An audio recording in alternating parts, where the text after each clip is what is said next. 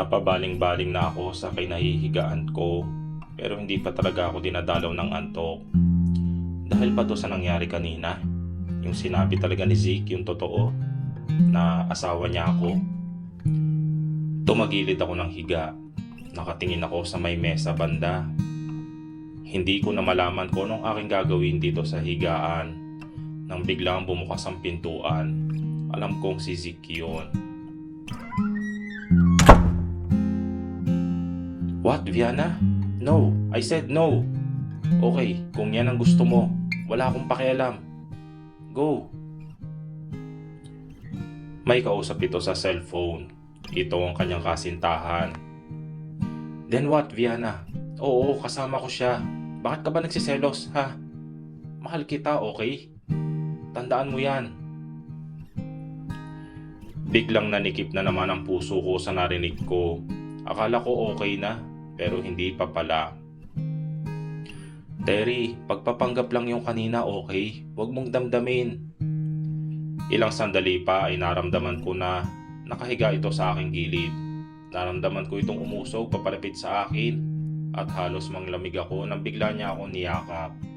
Pero agad din naman niya itong tinanggal at bumaling ng higa. At ilang minuto lang ay lumalim na ang paghinga nito. Tanda na nakatulog na ito. Dahan-dahan akong bumangon at inayos ko ang aking sarili bago ako lumabas ng kwarto at tinungo ang kusina. Kumuha ako ng baso at nagsali ng tubig. Ilang sandali pa ay hinugasan ko ito at binalik sa lalagyan ito at umakyat sa ikalawang palapag ng bahay at tinungo ang silid namin ni Zeke.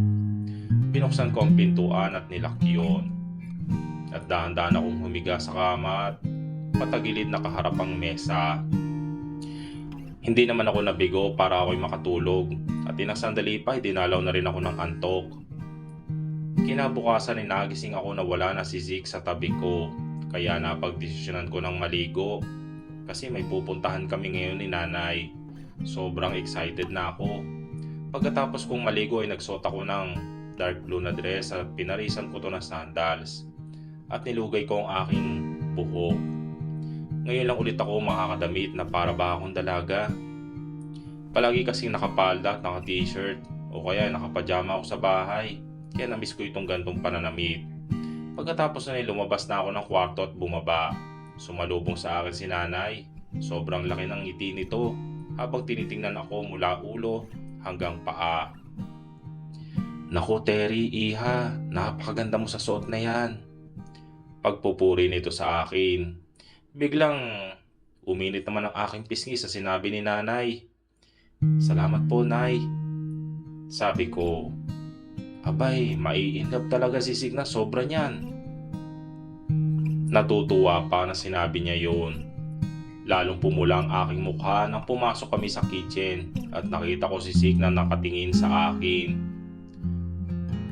Anak, tingnan mo yung asawa mo, Zeke. Napakaganda.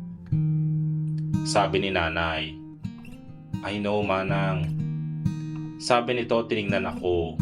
Ako ang unang umiwas ng tingin at umupo sa bakanting upuan na katabi niya. Ano, sasama ka ba, Zeke? Tanong ni Manang kay Zeke habang kumakain. Opo. Sasama ako. Ngumiti lang si nanay sa amin at binaling ang atensyon niya sa pagkain. Pagkatapos ay may pumasok na lalaki sa kusina. Masasabi mo din na hindi ito papahuli sa kagwapuhan ni Zeke. Napakapula ng labi at matangos ang ilong. Mahaba rin ang pilik mata at may abs pa. Paano ko nalaman? Siyempre, wala itong damit pang itaas. Kaya kitang-kita ko talagang magandang bubog ng pangangatawan nito. Oh Vin, nandyan ka na pala. Sabi ni nanay. Tuluyan na itong nakapasok at nagmano kay nanay at binalingan ako ng tingin na para bang sinusuri ako. Vin pala ang pangalan niya. Ang pogi naman. Sabi ko sa aking sarili. Bigla ito nagsalita. Oh bro, long time no see Sabi nito at nakipagkamay kay Zeke. Pati ang boses nito ay nakakahulog ng panga. Baritono rin ang boses nito. Yeah, long time no see Sagot naman ni Zeke. Tango lang na isagot nito at ibinaling ang atensyon niya sa akin. Napansin siguro ni Zeke na palagi itong nakatingin sa akin. Kaya nagsalita ito. Vin, this is my wife, Terry. Pagpapakilala niya sa akin. Nanlaki bigla ang mata ko. Akala ko isa din siya sa naging girlfriend mo eh. Sabi nito habang tinitingnan ako. Mali ka dyan. Asawa ko siya. May pagkakadiin pa na pagkakasabi nito.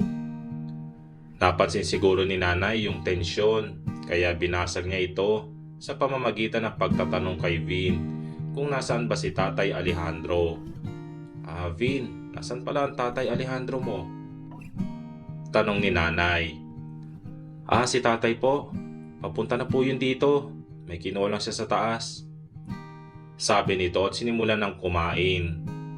Sasama ka ba sa amin? Tanong ni nanay. Sa farm ba, Nay? Oo, sa farm nga. Nay, palagi naman ako pumupunta sa farm. Pero nandito naman si Zeke, kaya sasama ako. Sabi nito at tiningnan si Zeke. Pagkatapos ay ako naman ang tiningnan nito. Siya, sige. Bilisan nyo dyan para makarating na tayo doon. Sabi ni nanay at tumayo at nilagay ang pinagkainan niya sa may lababo. Sa labas lang kami maghihintay sa inyo. Dugtong pa nito bago tuluyang lumabas sa kusina. Napuno ang katahimikan ng hapagkainan pero ilang sandali pa ay nagsalita itong si Vin. Hindi mo lang sinabi na may asawa ka na pala, bro. Sabi ni Vin. Ano kasi, nagmamadali kasi ako. Bakit? Natatakot ka ba maagawan? Anong klaseng tanong yan? Sagot naman ni Zeke dito. Hindi umimik si Vin at tiningnan ng mata ni Zeke. Sumabat ako sa pinag-uusapan nila. Tapos na ako.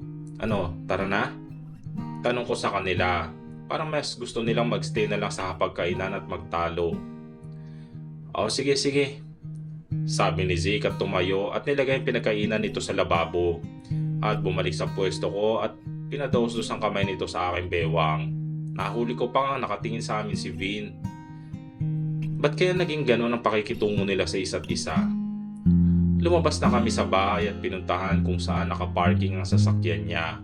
Nang makarating na kami roon ay pinagbuksan niya ako ng pinto. Kaya pumasok na ako. Sumunod naman ito at sumakay sa driver's seat. Hindi talaga ako mapakali kaya tinanong ko si Zeke tungkol doon.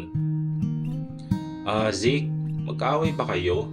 Ba't ganun ang pakikitungo niyo sa isa't isa? Tanong ko. It's none of your business. Sabi ni Zeke at binuhay na niya ang makina ng kotse nito. Ito tuloy.